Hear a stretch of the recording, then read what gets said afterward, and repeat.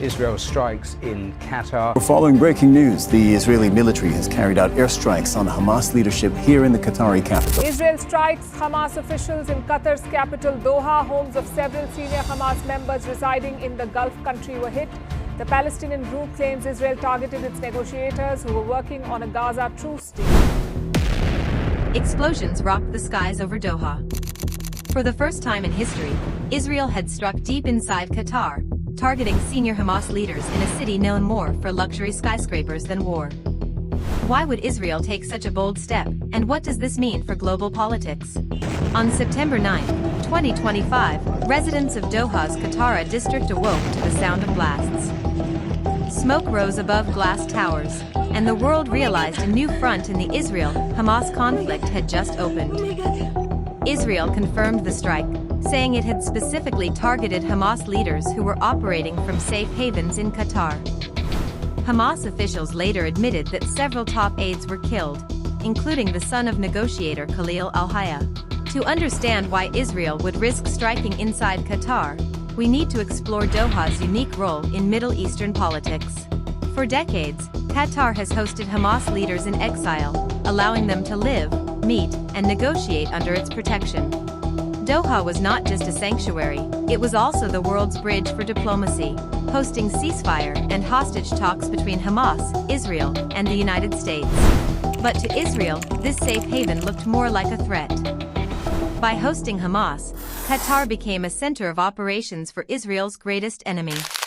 The precision strike was aimed not at civilians, but at what Israel described as Hamas's operational headquarters in Doha.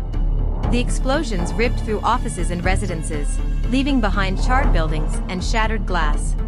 Among the dead was a Qatari officer, a reminder that this was not just Hamas's loss, it was a direct blow to Qatar's sovereignty. The world reacted with shock. The United Nations condemned the strike, calling it a dangerous violation of international law. Arab nations, from Saudi Arabia to Egypt, accused Israel of recklessly escalating tensions in the Gulf. Even close allies like the United States expressed concern, warning that such actions threatened fragile peace negotiations. So why did Israel do it? Analysts believe the strike carried multiple messages. Israel wanted to eliminate Hamas's ability to plan from abroad, cutting off its leadership networks outside Gaza. It was a warning to mediators. Israel was signaling that negotiations cannot protect Hamas if they continue to plan attacks. Finally, it was a show of reach, proof that Israel could strike anywhere, even within the borders of a wealthy US ally.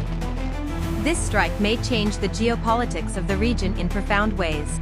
Qatar's relationship with Israel is now deeply strained, and Doha may lean more heavily toward Iran.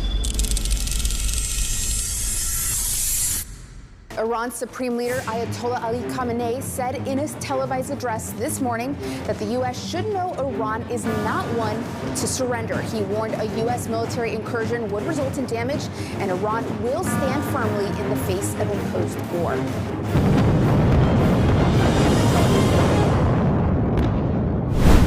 Hamas, meanwhile, could use the deaths of its leaders to rally sympathy and harden its resistance. And for the United States, the strike raises an uncomfortable question: can Washington still control Israel's actions, even when they risk dragging America into broader conflicts? In one night, Israel reshaped the map of Middle Eastern diplomacy.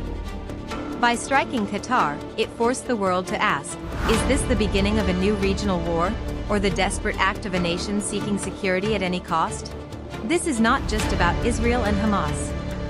It's about sovereignty, alliances, and the fragile balance of power shaping our world today. Stay tuned, because this story is only beginning.